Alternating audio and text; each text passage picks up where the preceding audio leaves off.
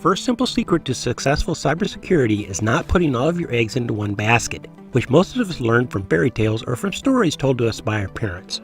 Simple idea. If you put all your stuff in one place and something bad happens in that one place, something bad just happened to all of your stuff. Let's switch from eggs to a bag of Halloween candies to further illustrate our point. In the US today, most candies that come in a bag for Halloween are individually wrapped. That protects all of the other candies against someone reaching in with dirty hands to grab just one, or the candies from becoming inedible if the open bag gets spilled on the floor. Protection is simple when each candy can defend itself. So, a big part of what our technologies do is wrap the individual candies, data, apps, or snippets of a video, for example. Because protection gets very complicated, as you know from reading every day in the newspaper about massive data breaches, if you put unprotected individual candies in bigger and bigger bags simply to save the effort and expense of building the bag, which is what IBM, CA, and most of the cybersecurity technologies you know tried to do. Their system might work great until someone with greasy hands gets into the bag. Then, of course, everything in that bag is spoiled. Our second great secret to successful cybersecurity is making sure things don't do bad stuff in their natural state. Consider the fact that a modern clothes iron turns itself off when it has been upright for a few moments. What we call the native state of the iron is turned off and cool, in other words safe, and when anything goes wrong, the iron returns to that state. If the surface of the iron gets too hot, it turns itself off. If it is left on while not being used for too long, it turns itself off. If the power goes off while the iron is on, an interlock keeps the iron from turning back on when the power comes back on. So the native state of a clothes iron is safe. Computer data should be the same. In its native state, the harmful things in it should not be readable. In other words, they should be safe. When the data is not in legitimate use or when things go wrong, the data should return to its native or safe state where the data cannot be read. And like the clothes iron's production of steam or heat, data should only be readable for the short periods of time it is in actual use. And that is the second major component of what our technologies do. Everything we touch is born and lives its entire life safe in its natural state, which we call enciphered. And we expose unsafe use of that protected thing specific to a stated purpose only as needed and when everything in the environment says it's okay to do so. Even then, we show that view only for the brief period of time it is needed. Sadly, almost no other software, except maybe at NASA or in certain oilfield situations where we worked for decades to learn this second simple secret, has adopted this basic technique. For example, if you write your social security number in a text editor like Microsoft Notepad, everybody gaining access to that file can see your social security number exactly as you wrote it. In other words, that Notepad file is the opposite of safe in its native state. Our technologies fix all of that. Let's look at our third secret to cybersecurity success, ET Phone Home. Not so very long ago, your favorite jeans store counted its inventory as few times a year as they possibly could. Counting inventory was painful because you had to do it when the store was closed either late at night or on holidays. You couldn't do it while customers were moving things around because it took so long. You had to straighten out all the stacks first so you didn't miss a pair crumpled up behind, and if during the inventory a pair was found in the wrong size stack, you had to scramble to adjust counts. Of course, there was human error and cheating. Then along came those little RFID tags, the ones they remove at the counter with their scanner when you make a purchase, and all those inventory problems magically disappeared overnight. Those RFID tags allow each pair of jeans to report its own information about itself when you ask, no matter where they may be hidden or what stack they may be in. Now the shopkeeper can do complete accurate inventories in minutes, even with customers in the store, no special training or care required. One of the components of our technologies is like RFID tags, except on steroids. Because we are protecting the individual data items anyway, we enable them to not only respond to questions, but to call out when something unusual happens.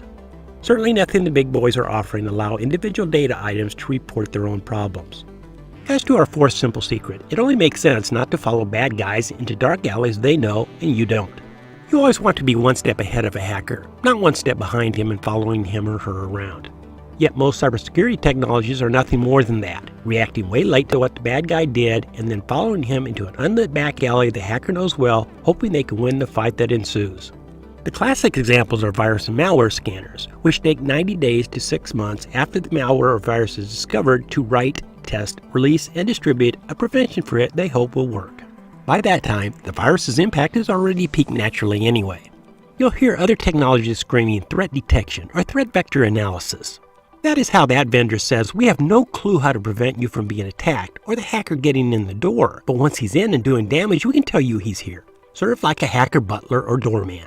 At that point, the hacker's already in the door, we assume he's not stupid, and we also assume he has options to do other things to get around anything they can stop him from doing. Our technologies stop all of this in its tracks by making sure there's nothing for the hacker to get. Every single piece of valuable data is independently and multiply enciphered, and there's too much work to try to decipher. We'll talk more about this when we describe our 6th cybersecurity secret. For our 5th cybersecurity secret, you never want to refight the last war you were in. My favorite story from history in that regard is that of the Maginot Line. The Maginot Line was an impressive string of enforced towers, walls, and fortifications the French put up between themselves and the Germans after the First World War, guaranteed to stop anything the Germans had in 1918. The problem with that design was, of course, that in 1918, the Germans didn't have the Panzer tank or 2 decades to survey the weaknesses of the Maginot Line, both of which made short work of crossing it in May 1940. And so IBM, CA, FireEye, and all the rest continued to fight and egregiously lose the last war. One of the most concerning ways that they do that is in the constant emphasis on ever more sophisticated forms of encryption. Any hacker worth his salt knows how to get around encryption not by trying to beat it, but by letting it complete its work all the way through to the end. Then they steal the deciphered results. Don't get me wrong, we have our own encryption innovations of which we are quite proud. We invented encryption that doesn't use public keys of any kind, that can be stolen, forgotten, or hacked, and never produces the same enciphered result twice in a row even when using the same inputs. But while encryption can certainly be a tool used in the solution, it is most certainly not the answer by any means. Everyone in this business, hacker and professional alike, understands or should understand that the problem with encryption is that everything then has to be decrypted somewhere, and that it is trivial to identify that somewhere and take the deciphered result from there.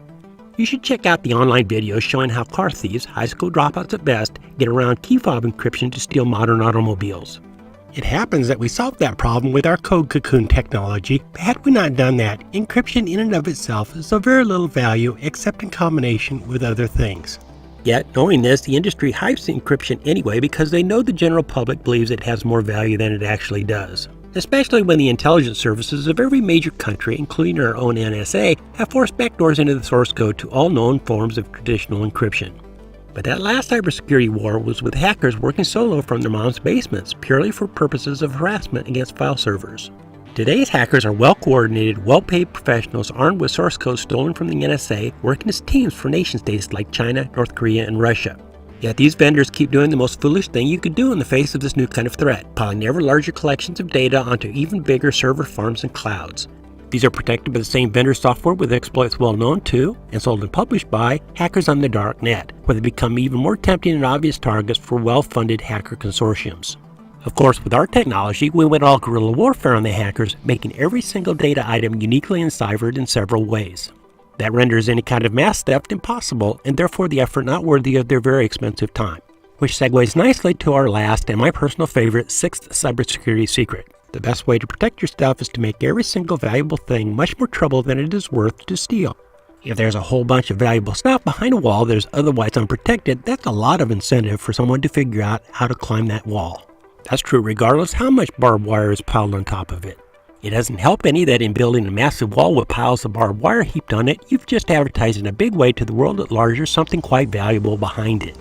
But if the most a thief can ever gain from a difficult criminal act is one little piece of data, you've definitely given him pause. And if to gain more data, he'll have to engage in a whole lot of equally difficult yet unique criminal acts where his risk of getting caught increases exponentially with each act, you could call that disincentive. Add the fact he's going to have to spend effort to find anything of valuable steal in the first place because there's no massive wall advertising a big collection of things, and you've effectively discouraged any hacking attempt in the first place. Not to mention having reduced any likelihood of success to virtually zero. The bottom line is really quite simple. If you uniquely and aggressively secure each and every individual data item of value, you stop virtually all hacking in its tracks and the need for any other protection goes completely away. So now you know how to design successful cybersecurity software, and if it weren't for those pesky patents and applications we already have, you could write your own versions of Certitude digital software. But we're not quite done with our little story. Once you have mastered these 6 basic secrets and written and patented the fundamental pieces to implement them, you can use them as building blocks to build some cool things that aren't so basic. Things like dynamic magnification control, obfuscated viewing to prevent and track screen and audio captures, including with an analog camera, and allowing different stakeholders to have a voice and allowing access to a piece of data. But the coolest thing you can do that nobody else in the world can do is turn individual pieces of data on and off based on things a computer can see and test in its environment at the time access to that data is requested. Things a computer can see include its GPS location, the time of day, who else is on the computer, what other apps and files are on the device, and what was the user doing recently. Thousands of things, but it gets even better. Because now that you can do that, now you can also effectively enforce the basic ideas behind Western intellectual property law.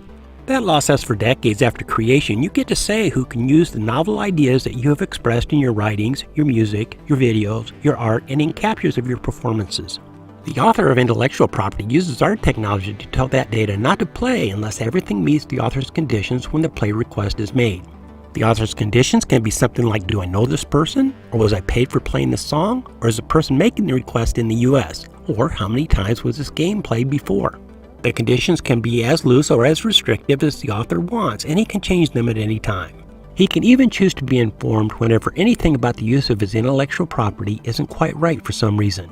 Any of those things that are digital, a file, a photo, a video, an image, or an app, can be protected anywhere they go, on any device they can be found, on any server they can be stored, on any network they can be transmitted by the creator or owner for the rest of their existence, or until their many years of rights expire. This is also true of any copies ever made automatically. And by protect, yes, we mean ensuring that the writers, artists, musicians, content providers, and developers get paid for their work.